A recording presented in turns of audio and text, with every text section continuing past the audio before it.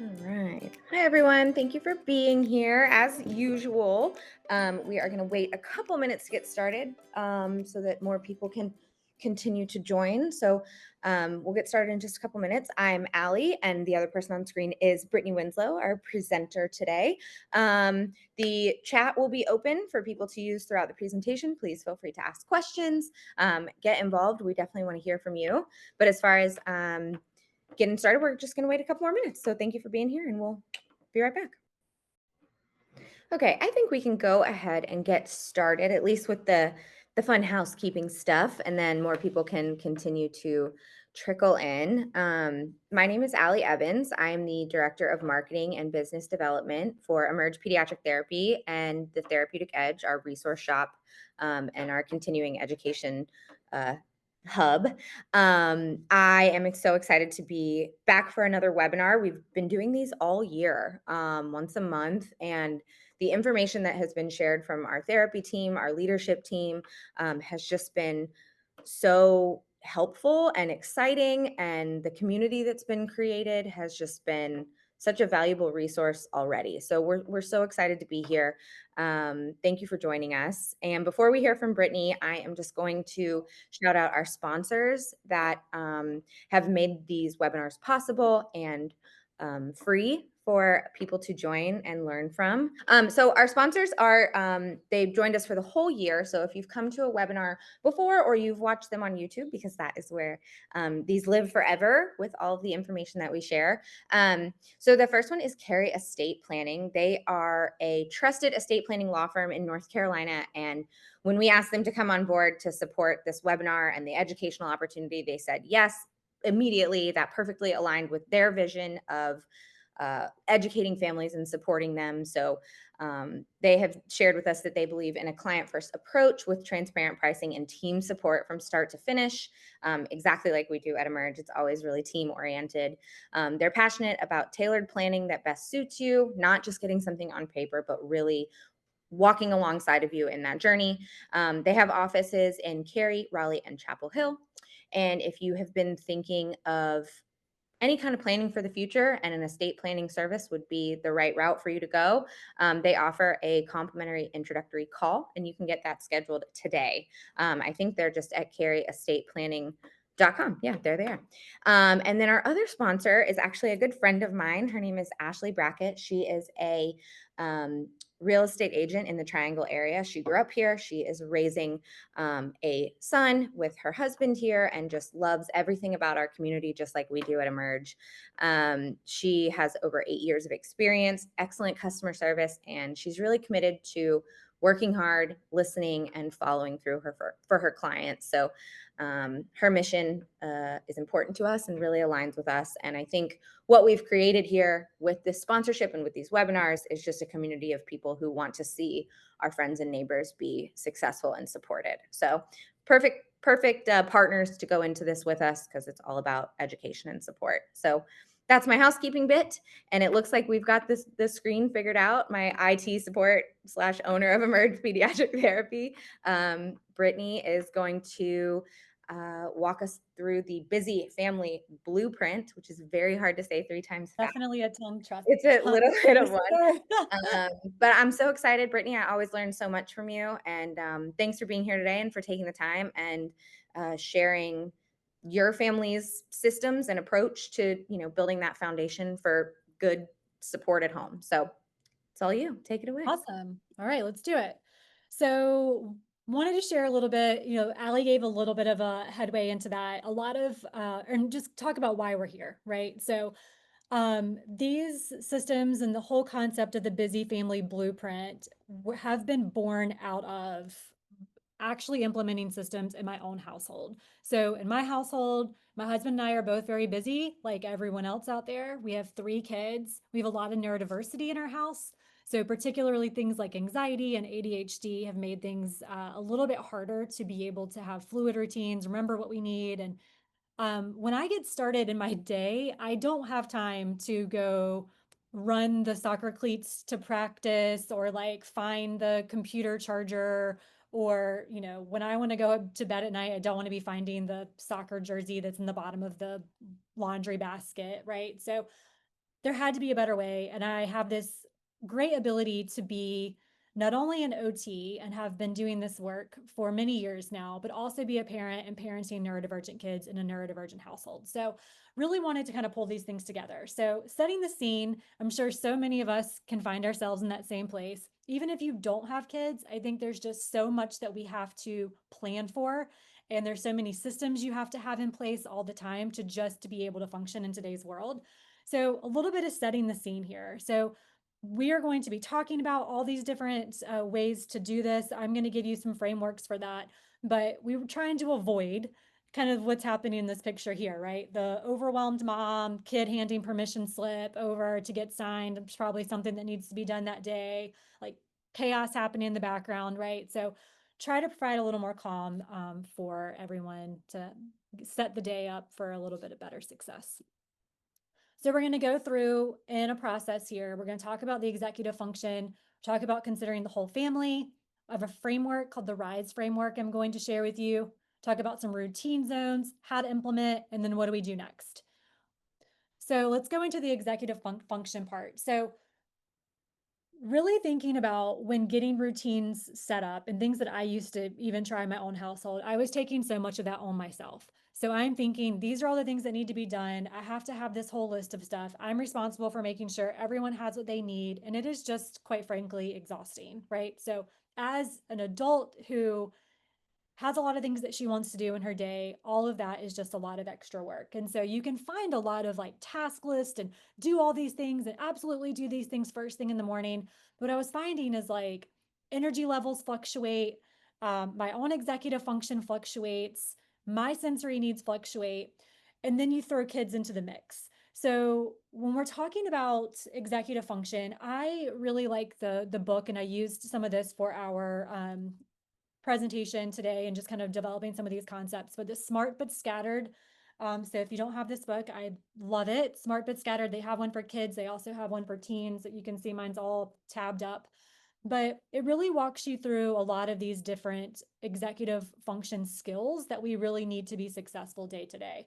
And so this whole book concept is talking about we have really bright kids, but they might struggle with things like working memory. So being able to hold information in their minds, getting started on tasks, time management and time awareness, particularly that's a big factor in ADHD, and then the cognitive flexibility of routines constantly changing.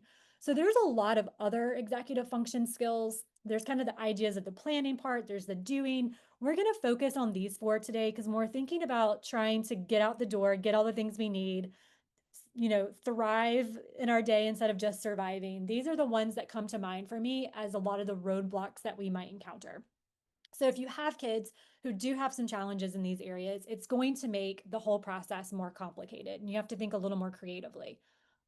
And then there's the depleted caregiver reality. So we've got this dynamic of we have all the things we need to do. We have kids who are struggling to just follow the like, hey, Johnny, I need you to go do this and this and this and this. And they come back right back downstairs. Some kids will do that, not all kids will. And then you've got parents who are just depleted in the process. So much decision fatigue goes into constantly having to prompt, redirect. Did you do this? Did you brush your teeth? Did you get your shoes? Did you do that? And then we are all sensory beings. This is, you talk about sensory processing. We use that a lot as a framework in the clinic, but we all have our own sensory needs, and those sensory needs fluctuate so much based on our own stress levels, what's going on, our energy levels, and all of that. So we might have our own sensory overwhelm that's coming into play.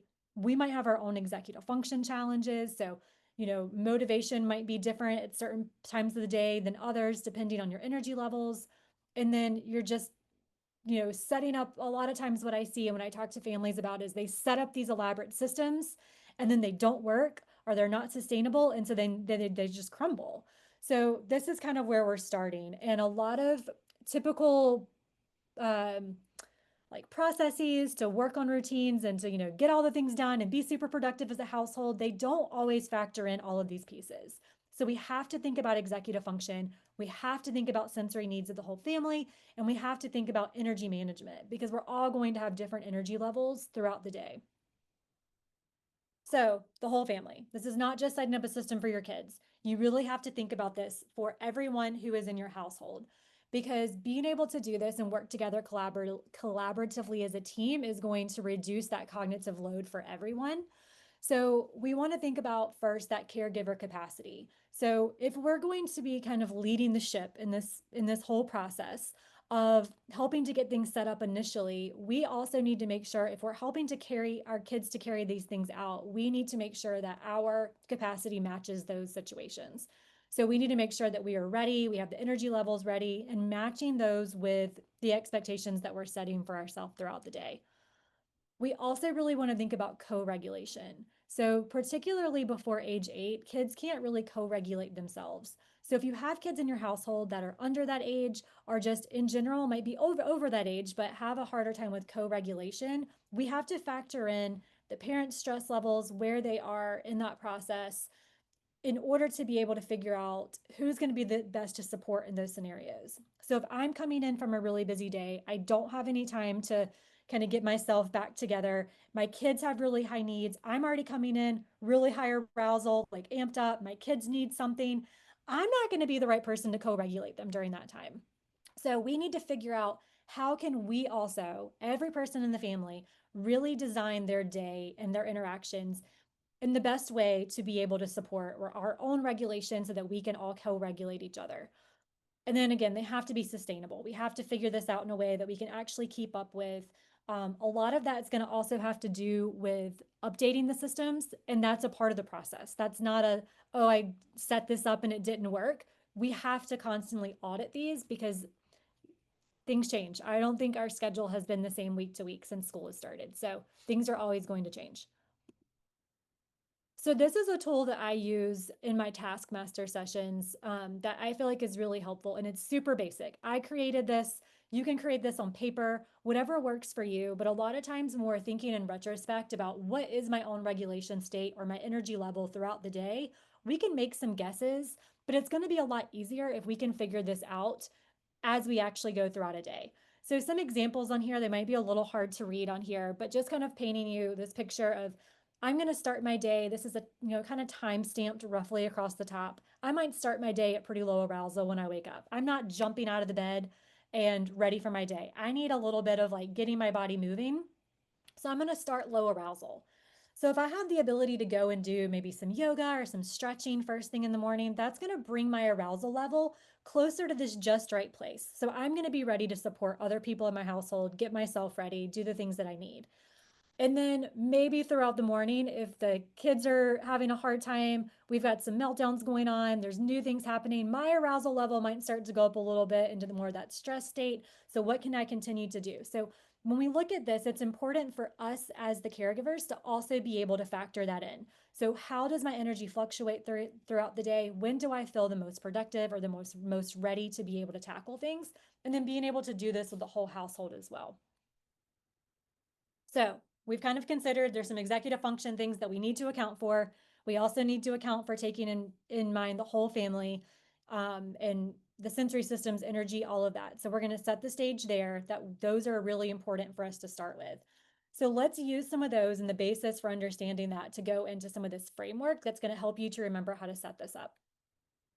So in this RISE framework, so the first one is reduce. We're going to reduce cognitive load for everyone in the family. So for me, and the way this has been most successful in our household is having picture checklist of things we need to do. So this is things that we don't have to think or remember. It's just there. It's kind of pre-planned. I have a visual of this I'm going to show you guys in a little bit, but we have one for morning, we have one for afternoon, and we have one for before bed. So having these visual systems, having these visual reminders that everyone is aware of helps us to kind of know what's going on. So that is something that is going to definitely help reduce the cognitive load if you've thought through that already of what do we need, what activities do we have on certain days that we might need to prepare for. So all of that visually is helpful to have laid out. Other strategies that have been helpful before, things like color-coded bins for each family member. I have a friend who does this. She has a whole color-coded system for laundry. One laundry basket is clean, one laundry basket is dirty. You can do this for, setting up different systems in the house so that you can use colors or the other things coded. In our house, we like the visual systems a lot. So I will have a bin that might have a little laminated card on it that says like sports or like, sports and dance clothes. So that all the sports and dance clothes are going to go in that. So when we're looking for making sure those things are clean and ready for the week, we're going to have one place where we're going to keep those as kind of the holding spot. So visual systems are important.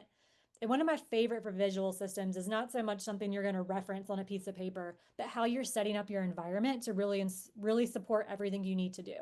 So whether that's a launch pad by the door or somewhere else in your household, to have everything that you need so that nothing is getting forgotten. A way that we play this in our house, we talk about this idea of a place for everything and everything in its place.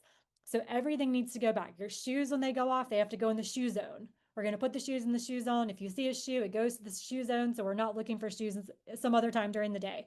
Or book bags are always going to go in the hook. Every kid has a hook with their name on it. It goes in that place. So really setting things up in ways that might also be a little bit non-traditional. So I have 3 daughters. We do a lot of hair in the morning. Everyone needs a hairstyle. My youngest daughter loves the hair bows and the hair headbands and all the things. I That's usually one of the last things that we do before we get out the door. So when I really sat down to think through how can I set up and reduce cognitive load on this so I'm not running around and looking for a hairbrush and hair ties and bows, we actually have our entire like hair center downstairs hanging on the back of a door in the downstairs bathroom. So everything is there. We know where it is. It might not be the most typical place for it, but it's there and it helps us to know we have it where we need it in our routine. I think that's such an important thing to call out is that like we have been so conditioned to like create these expectations of ourselves that all these things have this place that they've just like traditionally gone. Like your Yep. hair stuff goes in the bathroom because that's where like you will get ready and do all your, but like realistically, is that what actually fits in the best in my life? Like my best friend, her son's shoes are all in the back seat of her car because they walk out to their car barefoot and he's never going to get into the car with shoes on. So they're all right there. And I'm like, is it great for the system or what we think the system should be? No, Yeah. but he's never gotten somewhere without shoes. So like Yeah. It I think works.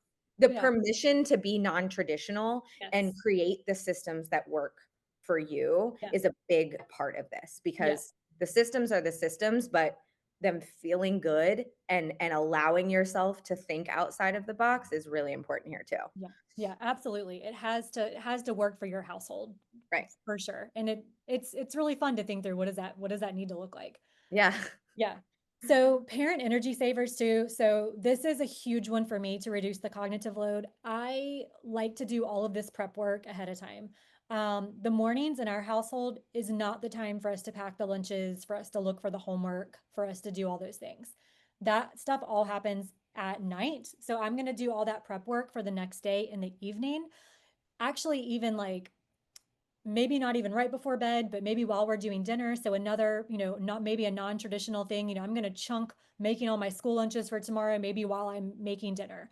So I'm going to try to get those things done ahead of time so that and that's what works for me. And that's the beauty of developing these systems for your own household is that you may be totally different. You may need to just kind of reset at night and then do everything in the morning. For our household, it works a lot better if you get it done the night before. All right, so now we're going to integrate. So for the eyes, integrate, and we're going to be integrating sensory supports. So a huge part of, checklist or we got to do all the things or whatever that might be, you can find so many of them that are just like, I need to make the bed, I need to brush my teeth, I need to do whatever. We have to also factor in that dynamic. What sensory needs do we need to build into those routines to make sure that we're still successful? So regulation activities become part of the routine, not something that we need to do before the routine necessarily, or if we're feeling dysregulated only, we want to build them in throughout our day. So starting with the parent part of this first. So being able to recognize our own sensory needs and our own sensory triggers are going to be really important because if we're going to be helping people in our household to carry these processes out, we want to make sure that we're also giving ourselves the opportunity to be as regulated as we can. So that might be you might have a quiet morning coffee, and that's part of your sensory regulation, just quiet routine. You might need to have movement break between phases of the day. This is a big one for me, where if I've had a really busy day at work, me just like sliding into the house and starting on kind of that second shift of things at home is not going to be as regulating for my whole nervous system as if I were to go and like take a quick walk, 5 minutes, whatever it is, to kind of get a little bit of movement and reset before going into that phase of the day. Also thinking about, does background music help us? Does silence help us? So what are the things that we need to stay regulated as adults in the household so that we can also support the rest of the family? It's kind of that idea of putting your oxygen mask on first.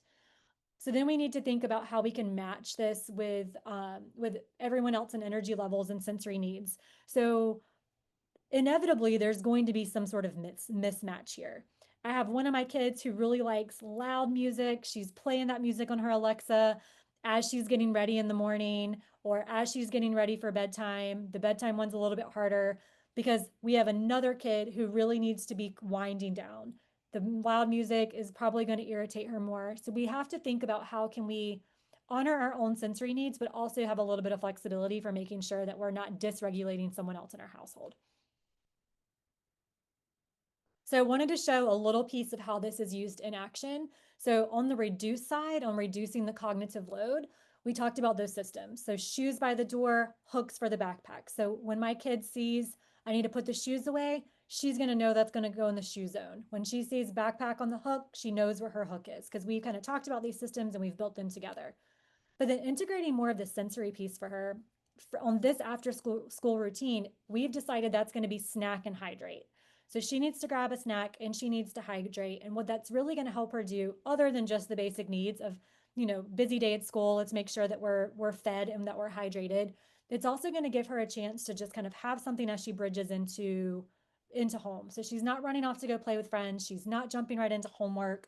She's going to have that second to kind of reset. And so that is built into her routine. That's just as important as putting the shoes away and doing the backpack and all of that. It's going to be right there for her to see.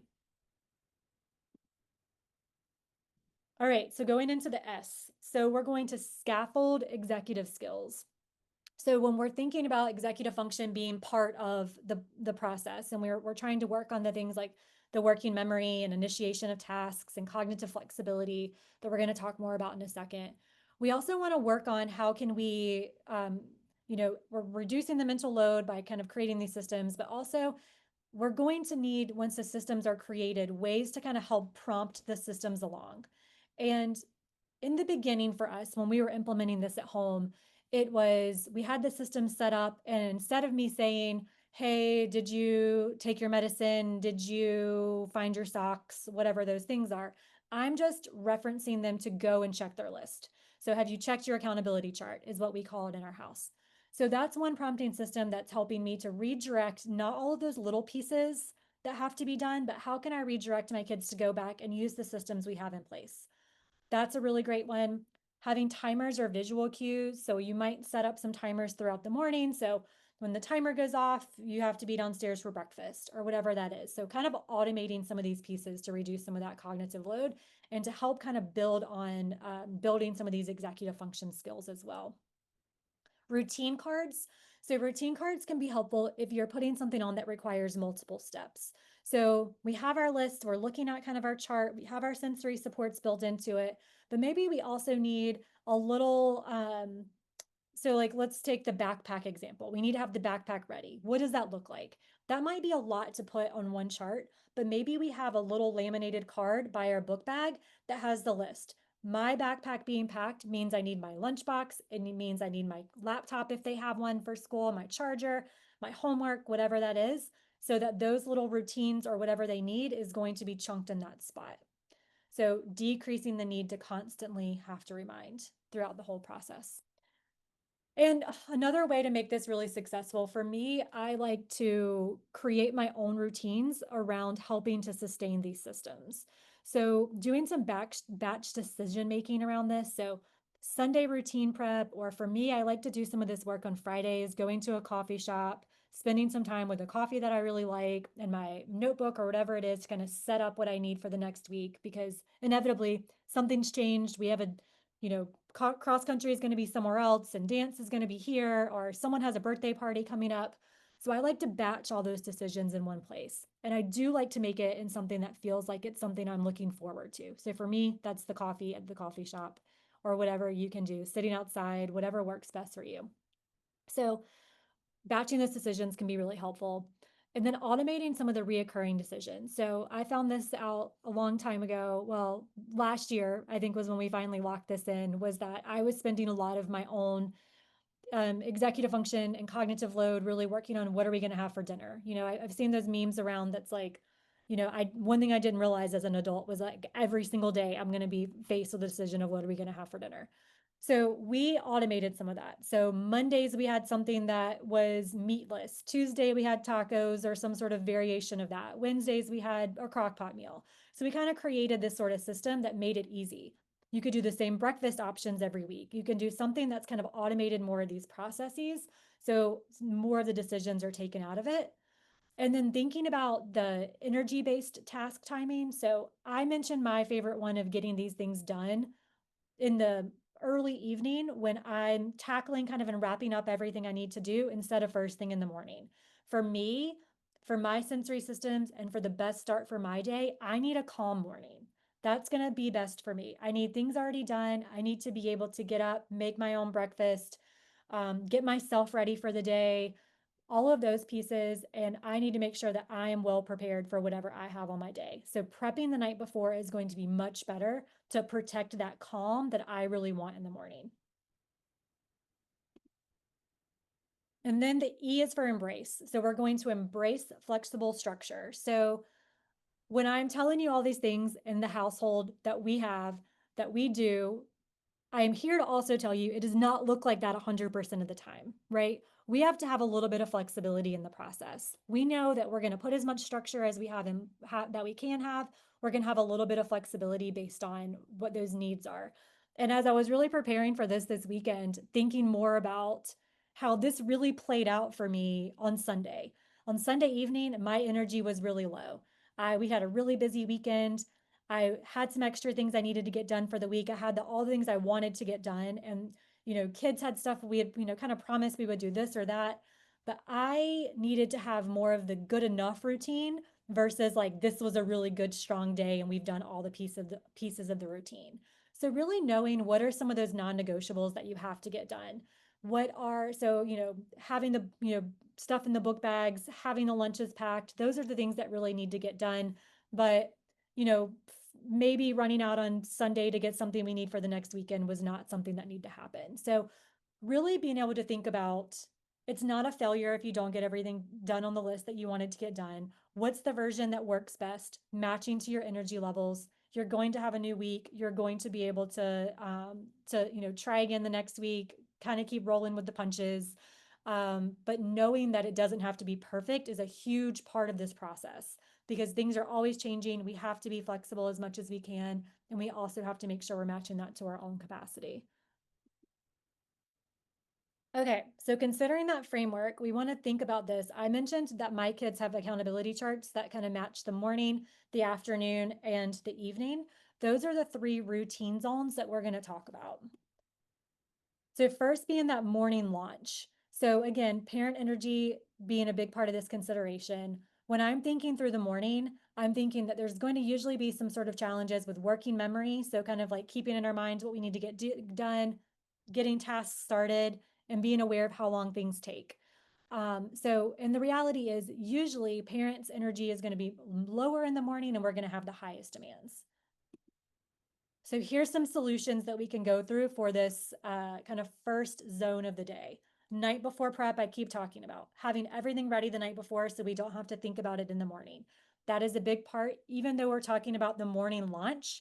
Part of the morning launch is being able to know that we've done those things that we're going to need to do to be successful for the morning launch the night before. Prep the parent first. So if you have the ability to do that, I know not everyone, is able to get up before their kids wake you up, but if you have time to really be able to get yourself in a good place, energy wise, regulation wise, before going into kid management in the morning, that is going to be a part of the day that's going to help make the morning launch go smoother. If you have the opportunity to do kind of a 2-minute family movement or something that we can do in the morning together as a family to incorporate sensory, another idea you can incorporate during this time. How this looks in our household, we have my middle daughter has a harder time waking up in the mornings, and she needs a little bit longer to get ready, needs a little more sleep, but she has discovered that being able to get out of bed, and she looks forward to what we call a jammy walk. So getting up out of bed, being in our jammies, throwing on a sweatshirt, whatever it is, and just taking one lap around the neighborhood in our jammies. So for her, that gets her up, that gets her body moving. It's kind of a on that initiation piece of like even being able to like get yourself out of bed and get started. It's something that bridges the gap for her for that a lot quicker. We're able to go and move. We have some quality time together, and then she's able to come home and jump right into whatever else she needs to get done that morning. And one of my favorite, I don't necessarily like to use hack, but one of my favorite strategies for setting up those routines, particularly when you have a tighter kind of margin, is to build in buffer time. So if we are thinking that we are giving ourselves the absolute minimum amount of time that we need to get ready, if we can build in just a little extra time, longer than we think it's going to take, then that gives us some opportunity if something comes up and we didn't anticipate it, that we can have time to handle that. All right, so that's the morning. We're getting everything ready. We're launched into our day. Now we're going to go into the after school reset. So, after school, after work, end of the day, usually we're going to need to think about some mutual decompression time if we're thinking back to that co regulation piece as well. So, cognitive flexibility might be at a low here and emotional regulation for everyone. So, we want to be sensitive to that. And this is, again, this is not going to be true for everyone, but this is kind of what we typically see. The parent reality is also this: you might be overstimulated yourself because you've had things that you're doing all day. And so you're already drained, and then your kids are also overstimulated. So, how do we kind of work through that together in this after school routine? So, some options here: you can do some decompression time together. So, both being able to find things that work. You can build this into your schedule, that routinely list that I showed earlier. Just like in that example, Eleanor has her snack and hydrate time built in after school. You can also have something that's going to be like 5 minutes in your room or whatever it needs to be, something that works for your family to have that time built in. We can also do some check-ins. So one of the frameworks that we like to use is the like what talking about zones. So there's the zones of regulation. What zone is everyone in? We modify that a lot to really just talk about tailoring that to kids and families individually, but whatever terminology works best for your household to really do that check in. I find this particularly helpful with for my husband and I as we are tackling all of these systems together, that we both kind of know where we are in this process to see like does someone have a little more capacity to be able to handle or to help co-regulate a kid than someone else, but kind of what zone are we all in. I'm a huge fan of having everyone on board for this, so it's not just you know asking the kids what zone they're in or what's your energy level or how are you feeling, but we really want to talk about that as a whole family. You can have some choice time, so 20 minutes where maybe the kids are doing an independent activity, parents can recharge, and then the homework launched. So, homework launch in my house needs to look like I need you to kind of get started on it to a place, and then when do you need to pull me in? So, this is going to look very different for every household, but so that we're not feeling like we're having to be there and step through that whole process of really being able to go from one task to the next during this time where we might also need to be resetting for the next day or wrapping up something that we need to do. What can we do to kind of get them started and then let them work and then tap us back in? Okay, so evening wind down. So this is the time of day where we want to make sure that we are getting ready, kind of bringing everyone's systems down to get ready for the next day. So cognitive flexibility and emotional regulation, just like after school, are likely still going to be some factors when we get to the end of the day. So we want to make sure that we're kind of honoring that within all of this. So matching activities to the energy level is going to be important. So going back to where we had kind of the fluctuating energies throughout the day, this is something you can consider throughout the whole course of the day. But you're going to want to think about if you traditionally have times of your day that are going to be lower energy or higher energy, how can you match activities that match that demand? So if I'm needing to work on some sort of big project that's going to require a lot of work in my own day, I'm probably not going to plan that for 3 o'clock in the afternoon where my energy is starting to tank. I might need to take a walk during that time, and then maybe I can pick it up later, or maybe I need to plan that for earlier in the day whenever I'm a little more fresh. So we want to do that also with activities with kids and with parents and making sure we're matching those together. Want to make sure we can have sensory supports for everyone. So dimming lights, we talk about the concept at home a lot of the big lights versus the little lights. So at home we have the lower lights on. We don't have a lot of overhead lighting on. So we're trying to kind of work on modeling our environments over what we need regulation wise.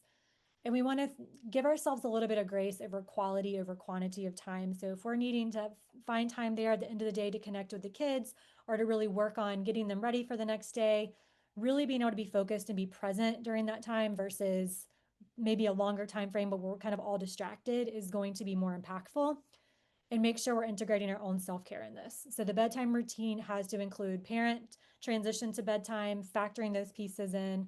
So when we're thinking about all of these zones as a whole, we've got the getting ready in the morning, we've got that afternoon to kind of, I talked a lot about getting ready the night before. Sometimes that works in that after school time frame instead than the evening. So you have to match all of these to what's going to work best for you.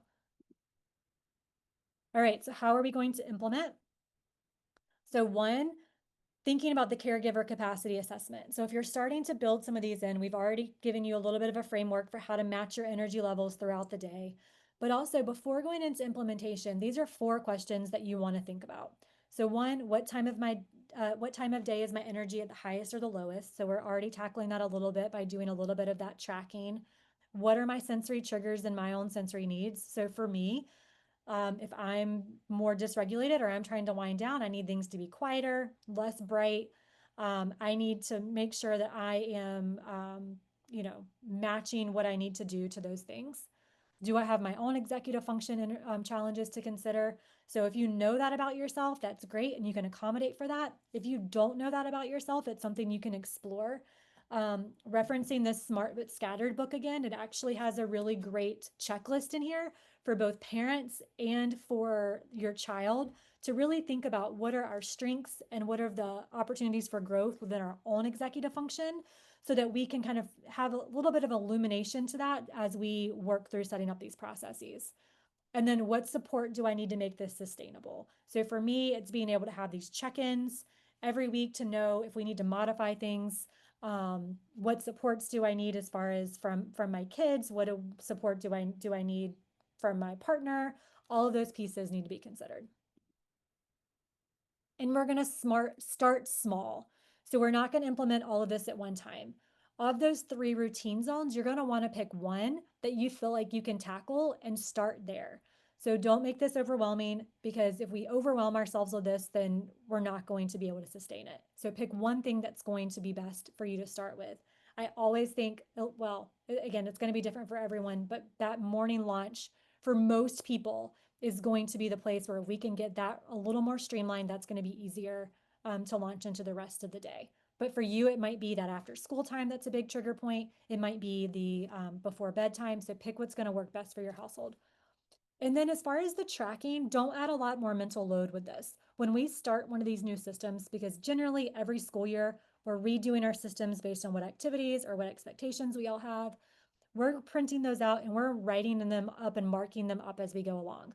So if we need to add something or we need to take something away, we need to reorder something, we're going to do that and we're just going to say, hey, did this work? What modifications do we need to make? And doing that from really a place of curiosity and experimentation versus more of like, I have to do this, really keeping that part easy and celebrating wins before adding more complexity. So let's make sure that these systems work, that we're seeing them work, and then don't broke it. Don't change it if it's not broken, right? So don't add more complexity unless you're really ready for that.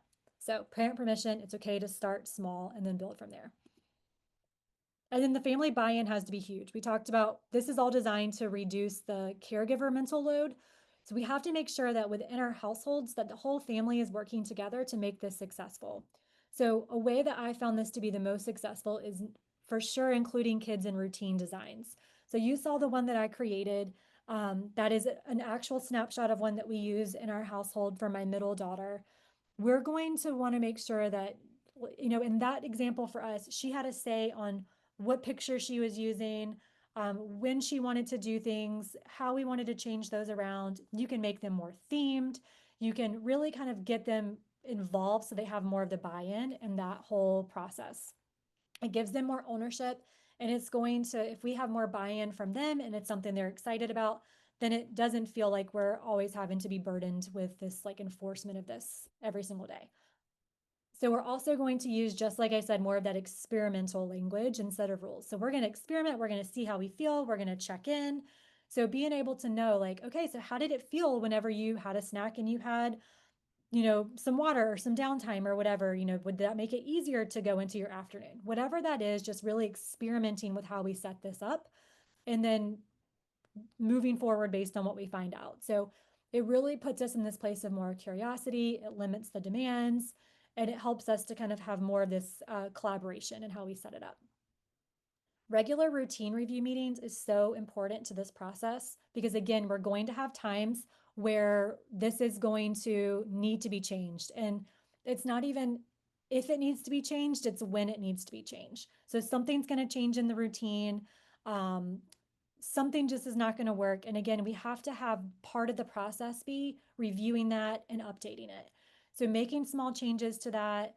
Um, our house likes to do kind of, I do a lot of that planning on Fridays of getting the systems kind of reset for the week. A lot of times that involves for me with 3 kids, who's driving who where and setting up more of those logistics. But then we're going to check in as a family to see what worked, what do we need to change. If we have family chores that we're assigning, did this work well for you here? Do we need to change it? And then we're going to check, we're going to tweak that based on what we need to do. And we have to make it fun. So when we do these little meetings, my kids like being a part of the whole little, like, we're going to do a little family meeting and we're going to talk about it, and they have a say and we implement those things in the process. So that can really help.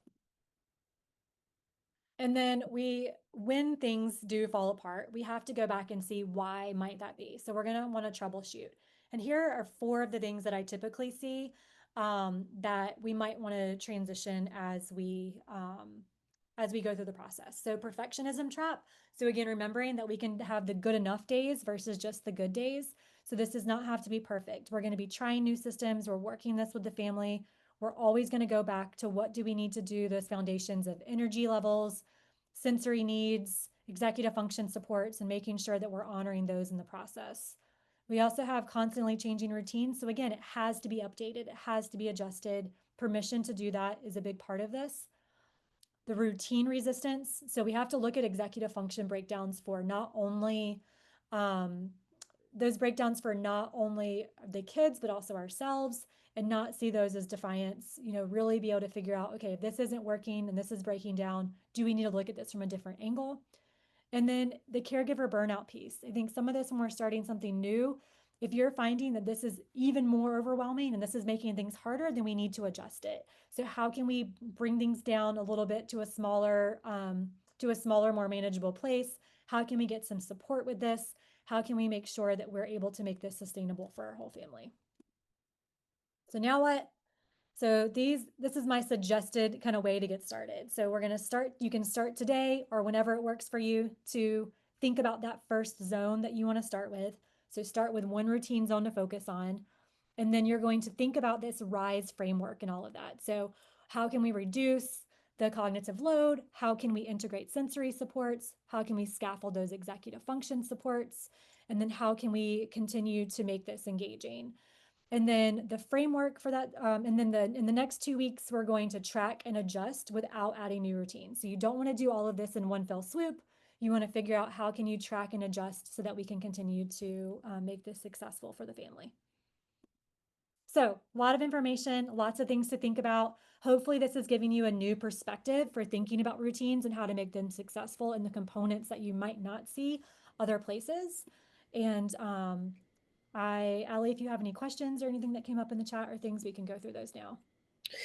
We haven't had any come through, but a lot of shout outs for just like the great information and like just the support of, you know, setting up systems that work for your family. I remember when we launched Taskmasters. I remember learning about it with you so that we could work on it together, and the biggest thing that always stands out in my mind when we talk about this, like, regulation is this, like, idea of when you hire a personal trainer.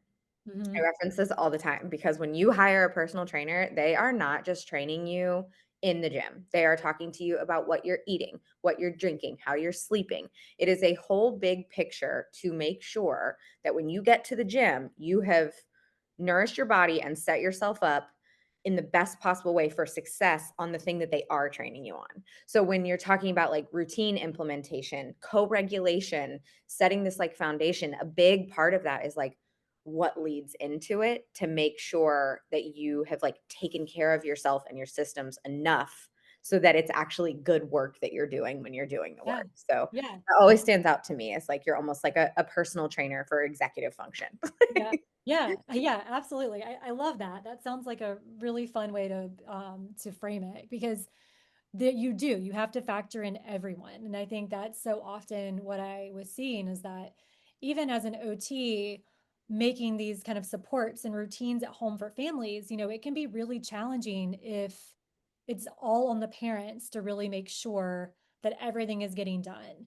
And so having this in a way where we're honoring our own needs, honoring Yep, what we need, yep, permission to change those things. I mean, just totally. all the little pieces that just make it more successful. And I'll share, my oldest daughter, I think I've been doing this inadvertently with her for years. She's in middle school now. And there's a whole nother layer of complexity to middle school and managing a lot more than she managed before. And so it's been really fulfilling for me to see her start to do some of these things on her own. Mhm. And she's neurodiverse herself. She's got anxiety and ADHD and dyslexia, and she's really having to work on some of these executive function challenges and Yeah, regulation needs through this. But hearing her say, oh, okay, literally yesterday, like it almost brought tears to my eyes because she was talking about her homework and the things she had to get done. And she's like, well, this is in three parts. So I'm going to do these three different days and I'm going to do this during this time so I'm not doing it right before bedtime. Like she's thinking she's about what works creating a best for system. herself. Yeah, Right. And yeah, it's something that I mean as adults we're still learning, right? yeah. How do if we don't have to push through something in a time where we're super low energy, how can we modify that in a way Mhm. that we can yeah, just change things up a little bit. So, And I think I always had this impression that I could like regulate myself out of dysregulation if I just like forced stuff through. Like right. if I am super dysregulated and overwhelmed and overstimulated, I'll get out of it if I accomplish my to-do list. And the Right. thing is like you can't do that. There's Right. there's there's no way out of it like Yeah. other than accepting that you're in it Yeah. and taking the time and space to move yourself out of it. Yeah. Yeah. Um, okay, so we got a question, and this is a really great one, and I'm sure it's something that a lot of people will relate to. How Yeah. do you recommend balancing low arousal but also feeling dysregulated? Mhm. Megan said, my son isn't a great sleeper, and mornings often start very abruptly. So it's like, I'm low arousal. I'm not really capable yet of like handling this like Yeah. dysregulation, abrupt overwhelm, but that's how my day Yeah. is starting. So I have to meet the moment. Like, how do Yeah. you? Yeah. When I'm thinking through, yes, I have also been there. I feel very grateful to be in a place where my kids are a little older and we're not dealing with that quite as much. But in those moments, I think it's even more important to make sure that, particularly if your days start really abruptly and you have things that you need to do from there, like what are the ways we can set things up? So if we're going to assume that waking up to a crying child who needs a lot of you when you're already sleep deprived is going to be the norm, like what might you need to be able to like get through that a little bit better? So is it having the coffee pot on, where it's already started, having a glass of water by your bed, Mm, having like the robe or whatever it is, or do you have a track of music you like to listen to that can really kind of help during that time frame? So thinking about more curating like through that experience of I can't abruptly match, right? Like I can't go from low arousal, I'm yeah, asleep to like all the way up here to meet those needs. But how can I almost like temporarily accept your fate and then go from there. Right, right, and then stair step into it, right? Yeah. Maybe it is even like having cold water by your bed can like bring your arousal level up a little bit. Yeah. You know, taking a few seconds to do like some stretches by the bed, um, Mm, as you kind of walk to, get him out of his room or whatever that might uh-huh, be. But uh-huh. yeah, because it's usually full steam ahead. Yeah, whoever can create a cry activated coffee pot is gonna do really well. Yeah, I think we have an idea. on it. We have an idea. On Yes. it. Yeah. Yeah. Perfect. Well, cool. Well, so, yeah, Brittany, thank you so much. I always learn so much from you, but I'm always just so reminded too of how you are taking all of these things and passing them along to our team. So we do have a really, really awesome team of parent consulting services. Mhm. So whether that goes through sensory based needs, whether that goes through taskmasters for executive functioning, Mhm. through floor time, through feeding, Mhm. um, we just have all these great opportunities to get parents and caregivers connected to our team as a way to coach them while we're also, possibly working with their kids. So, my email is listed here. If you are interested, if you're watching this live with us now or you're watching this on YouTube later, thanks for taking the time either way. If you are looking to get connected with someone who can support you through more of these parent coaching opportunities, I can help you do that. I can have a conversation with you, get you connected with the right member of our team, and come up with some customized support for your family. And as you can see, looking into the first of a few parent coaching programs, our team has just a wealth of knowledge and wants nothing more than to support your family and come up with these systems and routines that work for you. Yeah, and I would love to hear from people, so feel free to reach out to Allie with any Yeah, sort of feedback or things that really landed, in a way that you're going to be able to take it and implement it.